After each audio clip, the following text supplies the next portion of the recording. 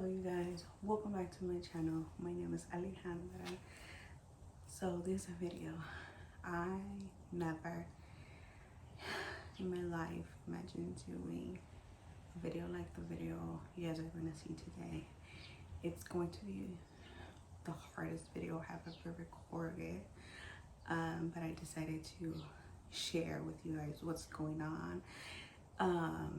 This video will probably be up, I don't know when I'm ready to share with everyone what's going on with my life right now. So I am actually in Des Moines, Iowa. So I have mentioned before that we were going through some family problems. I never said what was going on, what kind of problems my family was having. So a couple of months ago, we found out that my uncle had cancer. It was a shock. I was surprised. It was hard, really hard. He is my mother's youngest brother, so there are about 10, 11 of them. He's the youngest one. And it was really hard to find out that my uncle had cancer. So like I said, my uncle lives in Des Moines, Iowa. We live in California. When we found out, my mom was actually going to come, but she ended up not coming because he didn't want her to come. He actually didn't want anyone to come visit him and see him. So, you know, she didn't come, but she would talk to him a lot, help him a lot. I also end up writing him a letter. Actually, I wrote him a letter. I won't read the letter to you guys what I wrote, but one of the things that I wrote in that letter was that I wasn't gonna tell him that I felt sorry for him because I hated when people told me they were sorry for having scleroderma. And when I talked to him after he read my letter, he said, "Thank you, because I hate it as well. You're not supposed to feel sorry for me." And I just wrote him a lot of things, how much we loved them, how much he had to fight, how much he had to be strong, how it was okay to ask for help. I reminded him that he has an army, an Alonzo army behind him, supporting him and his family, and just a lot more things. And after him reading my letter, we talked on the phone for hours, just, you know, talking about what I wrote, talking about how we never thought, you know, that he would get cancer or be scleroderma, but we don't understand why. And I also told him to don't feel like, how do I say it? Like I said, this video is hard for me. I also told him something that my grandma told me when I got diagnosed with scleroderma, his mother, that God only gives what you can handle. And I told him, you're going to be able to handle it. One of the things that you have to do that I actually learned because of being in the Scleroderma Foundation of Southern California and then going to spin was that you have to learn how to accept it, that it's a process, that there are different steps that you have to take. And one of the steps was accepting that you have something. When you accept it, you can start moving forward. So I wanted him to accept it. I wanted him to say, okay, I have something, and what do I have to do to get better? So, you know, throughout these couple of months, obviously he had his ups and downs, and it was hard because we are so far away. We are in California, and actually almost all families in California, so it was hard. I, throughout this whole process, try to stay strong for my mom. And I also think I try to stay strong is because I do have scleroderma. I have a chronic disease, and I know how it feels. I know the ups and downs. I know the hard times. I know the emotion that comes with the trying to give up some days, the feeling of being depressed, getting anxiety. I know all of that. I know all of that. I go through it. So I made it a goal to help him with everything, and I think I did what I could. So months passed, and he started getting more sick and more sick. And then last week, a little bit over a week ago, his wife let us know that actually fell and was in a hospital. And they were making more tests and everything. And when we found out that he was in the hospital, I kept being positive. I kept saying, you know what, somebody that's sick has their ups and downs. You end up at the hospital, but it's gonna be okay. I always believed that he was gonna be okay. And then on Monday, today's actually Sunday. On Monday, I get a call, or in the morning, I get a call from my mom crying, telling me that one of her sisters called her that my uncle was really sick, and that I should call my uncle's wife to see what was going on, because she didn't know what was going on. So I start calling my uncle's wife, and no answer. And then maybe less than 5 minutes later, my mom calls me again saying that my uncle had gotten worse and that they weren't giving him a lot of time to live anymore. When I heard that, I was destroyed, but I tried to stay strong for my mom. My mom was devastated, and she was at work. She was devastated. She immediately said, "Look for flights, I'm leaving." When she said that, I said, "I'm going with you. I want to be with you, and I want to be with him. Let me start looking." I didn't know. I haven't flied in an airplane in such a long time. A long flight. The last time I took a long flight was actually exactly 11 years ago. And then after that, 6 years ago, when I went to Vegas after my wedding, I went on a plane, but it was horrible. I actually felt horrible throughout that whole plane. It was a 45-minute plane. So my body didn't react good to me going on a plane. I didn't know how my body was going to react this time. I called my doctor and I said, "Oh, what can I do?"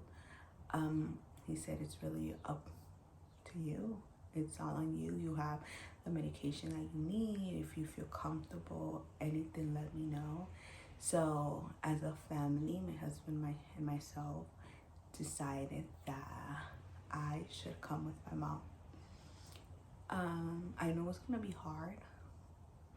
I know it's gonna be hard coming, but I had to be here. So I immediately started looking for flights, a place to stay, because we couldn't stay where my man got out. There's a lot of us coming. Started looking for places to stay, the hotel, houses, anything we can stay at. So I just started seeing what's going on. My whole family was calling me, "What are we doing? When are we going? What's gonna happen?" A lot. And we end up flying Wednesday night at 11:55 from LAX, and we did a stop in Chicago, Illinois, and from Chicago we came to Iowa. At LAX we had a 2-hour delay, so we ended up leaving at 2 a.m. instead of 11:55 p.m. at 2 a.m. hoping that we didn't miss our connection flight in Iowa. I was so nervous. I was scared. Like I said, I haven't I haven't been on a plane for years. Also, another thing that was affecting me, but that's more personal, is that I've never been separated from my husband. My husband and I have been together 11 years. We've been married for 6 years. We have never separated from each other. So that's another thing. But that was just more personal towards me and him, you know, being for the first time we were going to separate. My husband couldn't come. So the nerves, what's going to happen to my uncle? Am I going to make it on time to see my uncle? It just really affected our way over here. We didn't miss a connection flight. We almost did. We got there right when they were starting to board, so it was okay. Then in Chicago, we had an hour and a half delay inside the plane. So we eventually came to Des Moines, Iowa around 11 a.m. on Thursday. We went straight to see my uncle. When we go to see my uncle, he's already in bed, sleep. He was still breathing, but he was already in bed. We started talking to him. I have been through this about 7 years ago, if I'm not mistaken, when my grandma passed away. My grandma passed away of cancer as well. So I had been through this whole process of when the doctors tell you how long they have to live, when they start going down, when they're not responding to anything anymore. So I knew this whole process already. I was exhausted when we came to Iowa, but we went straight to see him. I am playing the strong person right now. I am trying to stay as strong as I can for my mom. My mom is destroyed. My whole family is. Me as well, but I'm just not really showing it. So Thursday, we're there the whole day. Then we had a whole problem. We're staying at this house at an Airbnb. It was just this whole problem trying to get this house. We eventually get this house. My godmother, my sister came in Thursday night. And then on Friday, we were obviously gonna go to my uncle's house. We get a call from his wife telling us that the nurse said that he wouldn't make it past 2 days, maybe. That it can happen in any time. We all rushed to be with him. We were just there. Like I said, it was hard. It was really hard to see him like that. We rushed to be there with him, and by the time passed, things just started getting worse for him. At that point, all I wanted was for him to not be in pain, for him to actually rest. I didn't want to see him in pain. I didn't. I wanted my uncle with me. He's my uncle. I want my family to be together and be okay. But he was suffering a lot already. We all prayed. There was this time when we thought that it was already time, but he lasted a couple of hours. Then by the nighttime, he just started getting worse and worse, and we had to say our goodbyes. It's really hard to say our goodbyes. I had to do it with my mom and now with my uncle. I never thought. So, like I said, all I wanted was to stay strong for my mom.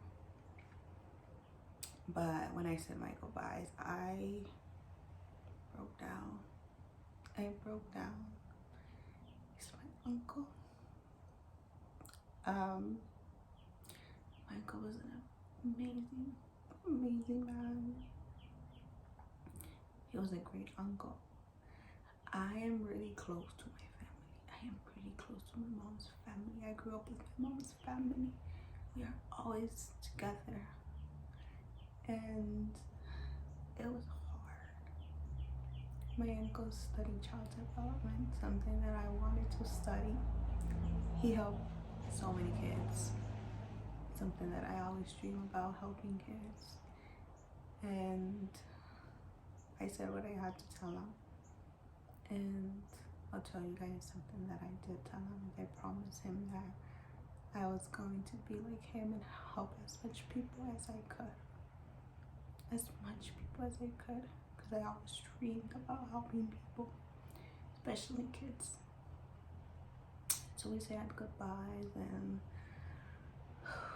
maybe about an hour and a half later, he passed away.